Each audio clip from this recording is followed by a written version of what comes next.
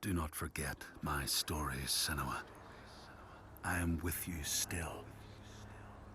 Out of hell you have come, and now find yourself in Midgard, the world of men.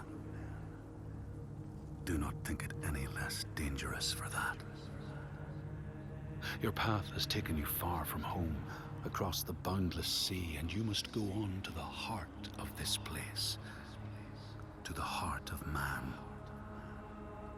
You have seen how the Northmen journey out to conquer, and this is one of their lands, as icy dark as Niflheim, yet as fiery as Muspel. It has not long been claimed, and they try still to tame it.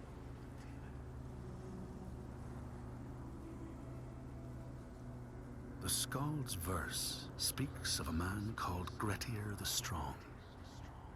A strange and bloody life he led. And it happened in this land you have come to. Listen to his story, Senua, for it may in some small way illuminate your own.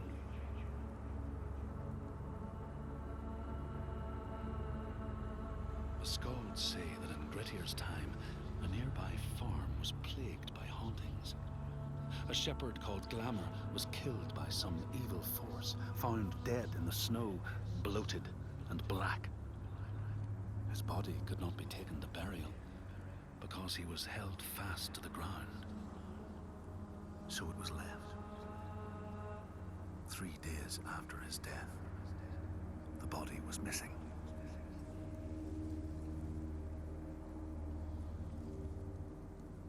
The Skalds tell how the revenant Glamour roamed the settlements, terrifying all those who lived there.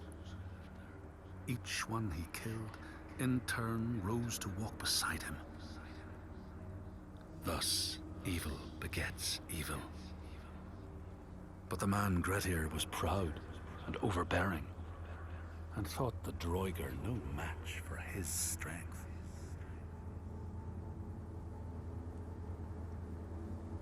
The Skalds say that Grettir fought and killed the Droiger Glamour, but not before Glamour had cursed him.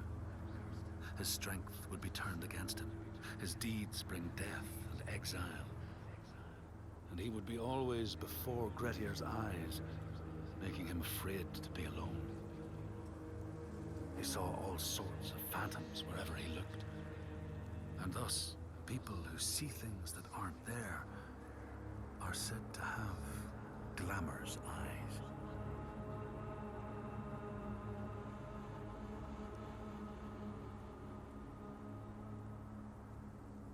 The Skalds tell how in the time of Grettir's kinsman Thorgrim, there was a terrible famine. No crops could be grown, and the fish fled the nets. It lasted years, and the people were desperate. There was no respite even in spring, since terrible gales from the north would rise up and set in for weeks. This is a cold and unforgiving land, Senua.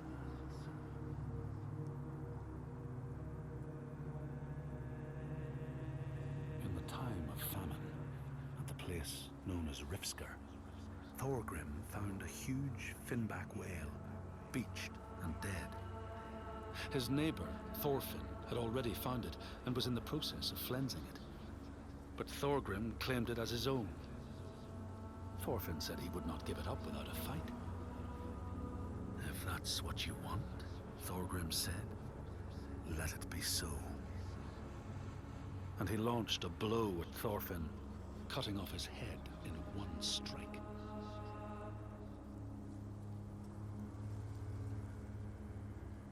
The Skalds say that the neighbors fought, armed only with the knives and axes they had brought to cut up the whale, even picking out the whale ribs to beat down their enemies.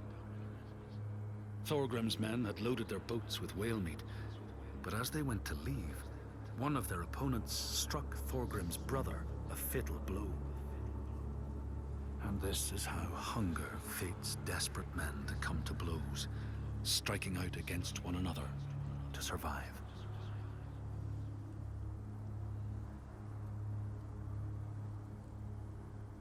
skalds speak of the time Grettir, traveling with some others, ran into rough weather and docked their boat on an island. They had not brought fire with them, and the merchants complained bitterly.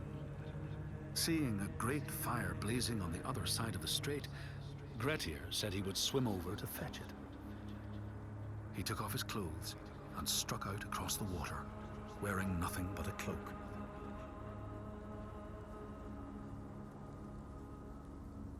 When Grettir came to the farm where the fire was burning, all was peaceful. By the time he reached them, his cloak was frozen stiff, and he looked like nothing more than some huge troll. The frightened farmhands struck out at him with the first things to hand, the burning logs from the fire. Grettir fought them off and got the fire he sought. But the sparks from the logs spread fire all over the house, and nobody survived the blaze.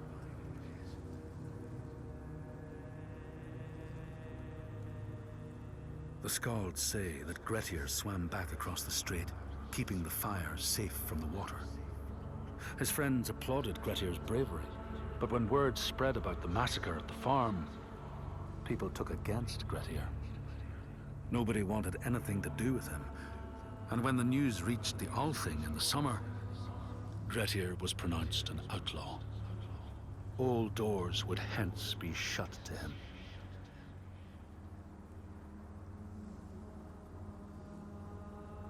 The skalds speak of how Grettir, now an outlaw, took rest on the island of Haramsoi with a man called Audun.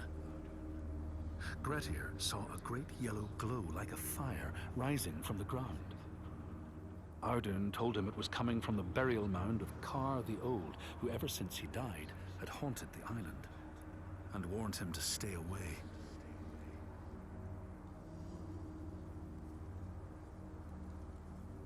The skalds say Grettir wanted the sword that was buried in Kar's howe, and would not be deterred from seeking it. He broke the mound open and started digging until he reached the timber props. By this time it was night. Audun warned him again not to continue, but Grettir threw down a rope and went inside the mound. No light penetrated it, and it reeked of death. But he persisted in exploring.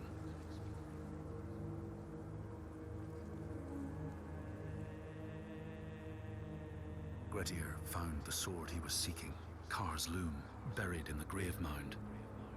He went to leave, but before he could reach the rope, something grabbed him from behind, and Grettir realized the mound dweller would not let his treasure go.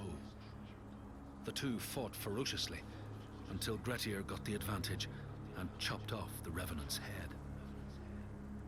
But Kar's loom would prove his undoing, fated to be the sword that killed him.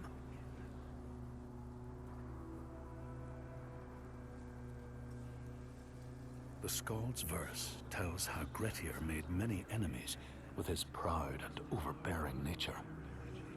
Always quick to anger, his strength and fighting prowess meant that even the most trivial of quarrels met a fatal end. The kinsmen of those he killed or maimed were angry, and because he was an outlaw, no one was allowed to help him.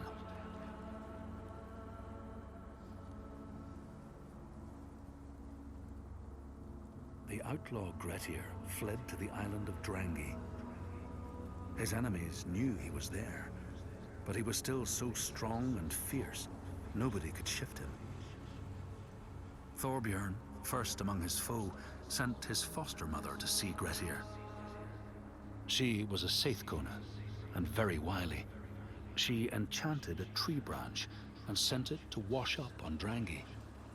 Grettir tried to cut it up for firewood, but his axe flew back and struck him in the leg. The wound blackened and festered, and Grettir feared his time was close.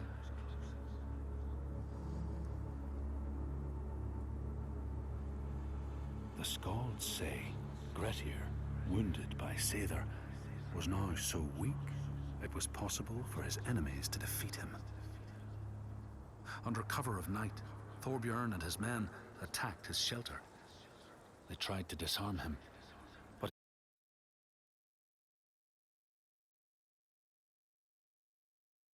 He clung so firmly to his sword, Kar's loom, that they had to cut off his arm to get it free.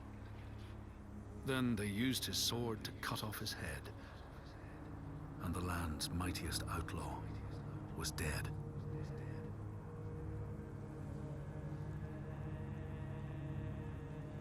As the Droigar glamour had predicted, all Grettir's brave and fine deeds brought him misery.